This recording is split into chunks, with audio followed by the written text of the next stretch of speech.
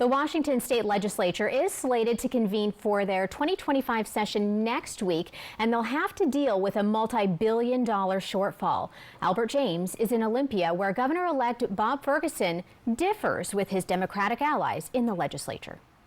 As legislators gather in Olympia to debate ideas on housing, education, and health care, overshadowing them is a projected budget shortfall of over $12 billion over the next 4 years. We know we have a pretty significant budget shortfall this year, and so that's going to be a challenge for us in accomplishing these goals that we have. Democrats hold majorities in both the House and the Senate. They say they're going to sift through the budget to find savings, like delaying the expansion of some social programs.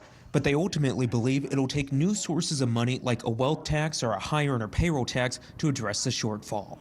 We are going to need additional revenue to pay for the investments that the people of the state want us to be making in a prosperous future for Washington. Republicans, though, blame overspending and say cuts are the only way to address the budget deficit. A tax on jobs is going to make it harder to find a job.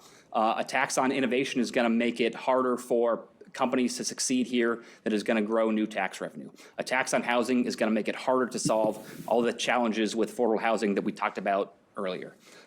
We have got to do a better job. We can definitely find room in the budget to balance it without new taxes.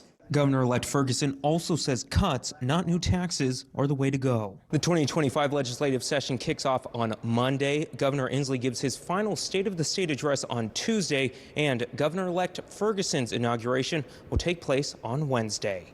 At the state capitol in Olympia, I'm Albert James reporting.